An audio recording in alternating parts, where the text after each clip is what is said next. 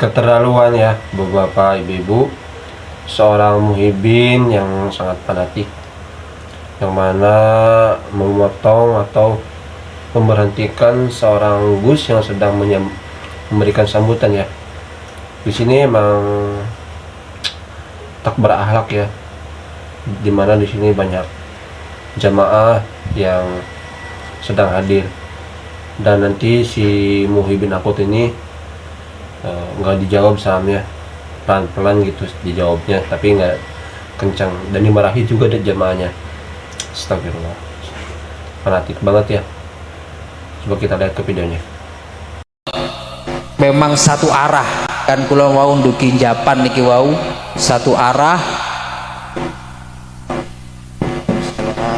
Mas. Assalamualaikum. Assalamualaikum. Yang keras jawab assalamualaikum. Masmuk. Ain taskun, entaskun. Syukur mas. Supaya caranya nggak aman-aman. Kasihan orang-orang nanti capek.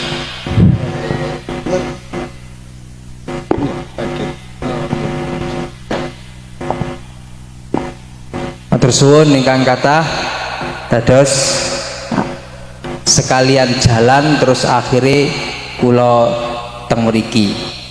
Oleh karena niku Bapak Ibu ingkang kula hormati, kula nyuwun agunging pangapunten menawi niki wau acarane ketelisut sehingga kula saged silaturahim ingkang mriki.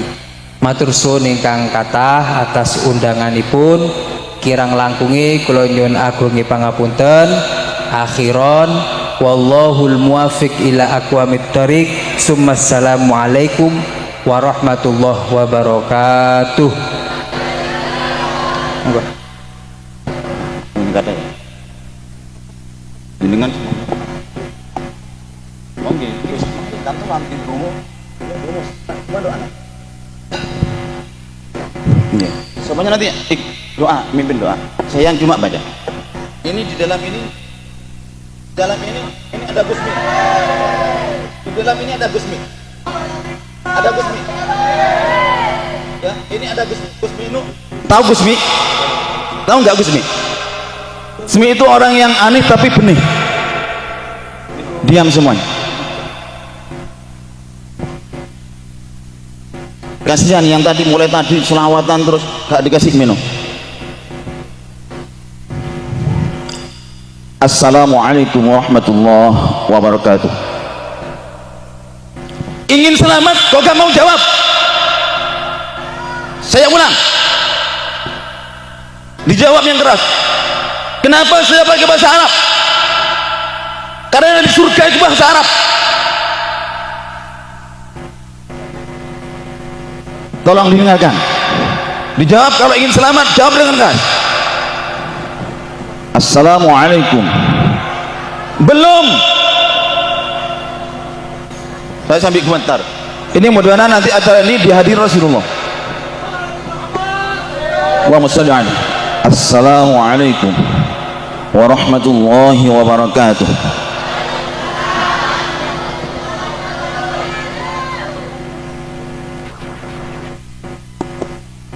Burun dijak dikir nggih.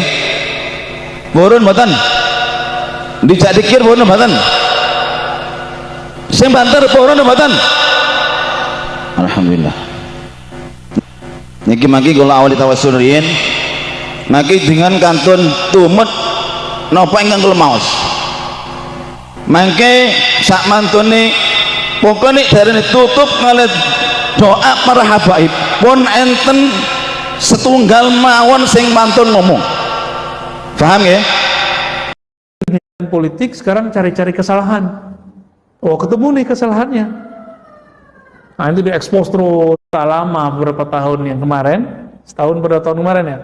Karena beda pilihan politik, sekarang cari-cari kesalahan. Oh, ketemu nih kesalahannya. Nah, itu diekspos terus, tengkar. Ya kita sedih juga sih ngeliat habaib kok tengkar-tengkar. Tapi ini menunjukkan habaib itu yang suci darahnya, tapi pemikiran dia kan belum tentu suci. Jadi nggak ada di dunia ini orang akan benar terus. Tidak akan ada di dunia ini orang dipuji oleh semua orang.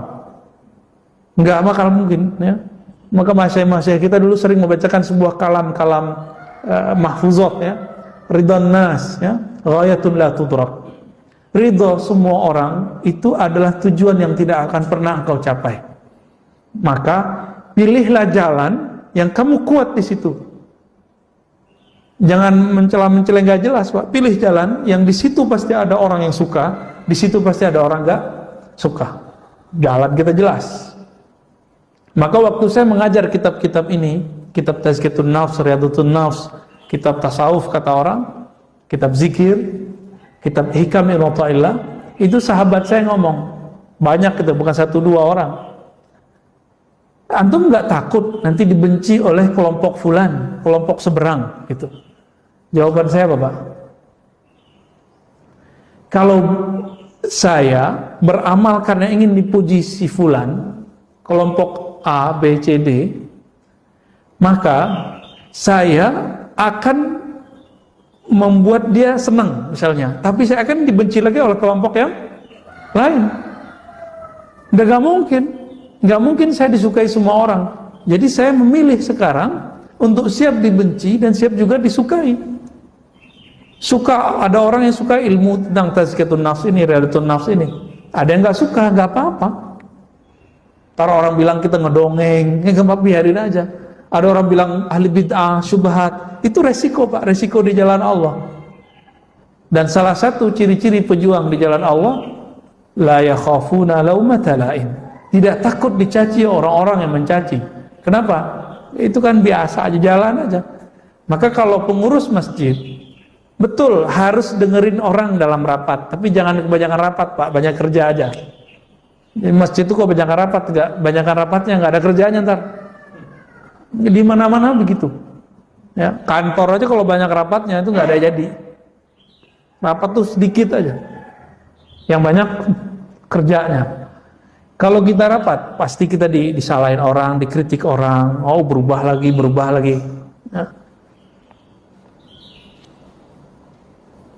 Bi'ayyakuna munfaridan 'adiman nazari ghaira musyarakin fil manzilah. Nah, orang-orang ini yang ingin mencari popularitas, jabatan, mencari kemuliaan, ini nggak rela kalau ada orang mendapatkan kemuliaan itu. Kalau dia satu aliran, Pak, kalau ini dalam bab keagamaan ya, jadi keagamaan ini bisa kena nih. Dai sama dai masih sepaham nih, ahli sunnah. Dia akan mengatakan, oh si Anu tuh nggak pantas ngajar ini, dia nggak pakar. Yang pakar maksudnya dia sendiri yang pakar. Tuh. Bisa begitu, Pak. Ini udah sepaham nih, udah sama-sama ahli sunnah. Udah oke lah pemahamannya. Masih bisa iri begitu. Apalagi kalau tidak sepaham. Kira-kira gimana? Satu ahli sunnah manhaj akidahnya Asy'ariyah. Satu mengaku ahlu sunnah manhajnya salafiyah. Salame, Pak. Salame itu. Si Asy'ari bantah salafi, si salafi ngata-ngatain Asy'ari, begitu terus. Dia nggak rela si salafi ini naik, sebagaimana si salafi nggak rela si Asy'ari ini naik. Begitulah terus. Apalagi muncul sufi, merasa nggak pantas. Apalagi nanti ada nih cara-cara untuk menjatuhkan dia. Beda pilihan politik. Maka antum lihat aja sekarang di YouTube habaib dengan habaib tengkar. Intinya sebenarnya adalah luka lama beberapa tahun yang kemarin, setahun beberapa tahun kemarin ya. Karena beda pilihan politik, sekarang cari-cari kesalahan. Oh, ketemu nih kesalahannya. Nah, itu diekspos terus, tengkar. Ya kita sedih juga sih ngeliat habaib kok tengkar-tengkar. Tapi ini menunjukkan habaib itu yang suci darahnya. Tapi pemikiran dia kan belum tentu suci. Ya, manhajnya, mazhabnya belum tentu suci. Dia sama kayak kita, persis sama, nggak jauh beda. Habaib nggak ngaji ya bodoh. Habaib ngaji ya dapat dua kebaikan. Udah habib berilmu, dua manzilahnya, manzilatani. Kalau kita kan dapat satu doang, Pak. Nah, cuma kalau rohani kita bagus, bisa jadi kita pewaris rohani. Mereka juga pewaris jasmani. Lebih kekal yang mana jasmani sama rohani? Ruhani. Maka Nabi mengatakan pewarisku bukan zuriatku. Nabi mengatakan pewarisku ulama. Al-ulama warasatul anbiya, ya. Jadi kalau beda faham, beda aliran, oh bisa kalimatnya begitu. Syubhat, ahli bid'ah, sesat. Bisa begitu, Pak. Udah sering lihat ya di YouTube ya. Pasti sering lihat begitu, ya. Kalau dia sefaham tapi beda popularitas, nanti paling mau jatuh-jatuhin. Nah, ini agak sedih kita ngelihatnya, ya. Dan yang terakhir, penyebab orang bisa hasad, khabasun nafs wa syuhuha bil khair li ibadillah. Ini yang paling parah. Emang pada dasarnya hatinya busuk gitu, kalau bahasa Indonesianya. Tapi kalau terjemahan harfiahnya, jiwanya itu kotor. Khabasun nafs wa syuhuha bil khair li ibadillah.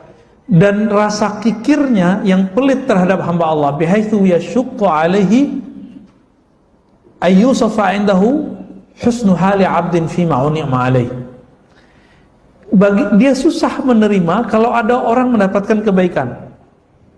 Seorang dai, seorang artis itu nyesek, Pak, si public figure ini kalau melihat si artis atau public figure atau si ustadz yang lain itu populer muncul, nyesek bagi dia. Ini ciri-cirinya, ya. Makanya mereka betul-betul jor-joran untuk menghabiskan dirinya untuk membuat followernya senang, ya. Nauzubillah min dzalik.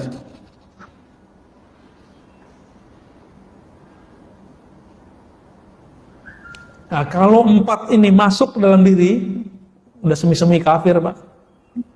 4 yang tadi, ya. Kebencian, ya, benci ini kan sebabnya macam-macam, ya. Beda faham, beda politik, beda strata ekonomi, ya. Ta'azzuz, merasa diri pantas, mulia, mencari riasah. Apa arti riasah tadi? Kepemimpinan, wa talabil jah, mencari jah, tuah, ya, kemuliaan. Dan yang terakhir, emang jiwanya kotor. Nah, rata-rata jiwa kita kotor, Pak. Jadi jiwa itu pada dasarnya dia kotor. Meskipun dia kotor, kolbu kan ada cahaya. Maka kolbu ini nanti akan membersihkannya. Maka ada jalan pintas untuk menghabiskan ini. Kalau beliau memberikan di sini beberapa cara, ya. Jalan pintas untuk membersihkan kolbu dari penyakit-penyakit kolbu, khususnya hasad, adalah memasukkan nama Allah ke dalam kolbu. Artinya berzikir dengan kolbu sebanyak-banyaknya. Jika dosanya dosa fisik, cukup dengan zikir pagi sore selesai. Tapi jika dosanya di dalam diri, maka dia harus zikirnya zikir yang tersembunyi. Mirip seperti dokter, kalau lukanya di luar, pengobatannya di luar. Kalau lukanya, penyakitnya di dalam, itu harus dioperasi, benar nggak? Nah, operasi terbesarnya itu adalah zikrullah. Likulli syai'in siqalah. Begitu dalam asar riwayat Imam Baihaqi. Setiap sesuatu itu ada cara untuk membersihkannya, mengobatinya. Wasiqalatul qalbi zikrullah. Pembersih hati, penetral hati, pengobat hati hanyalah zikrullah. Nah, itu zikrullah kalau masukkan kolbu. Kalau dimasukkan ke pikiran bagaimana? Apakah kita akan hasad sama orang, sedangkan yang menurunkan nikmat itu siapa? Ini caranya nih kalau masuk ke akal. Allah, benar. Mungkinkah Allah salah menurunkan nikmat sehingga kita perlu iri? Kita nih senang sama seorang lawan jenis, laki ke perempuan, perempuan ke laki-laki. Tahu-tahu dia nikah duluan sama seseorang. Iri nggak? Pasti ada rasa iri, Pak. Masa dia sih wajahnya biasa-biasa aja, kok nikah sama dia yang mukanya luar biasa? Itu perasaan kita. Ya. Pertanyaannya, mungkinkah Allah salah dalam menjodohkan? Tetangga kita dapat rezeki, kita mikir seharusnya saya itu.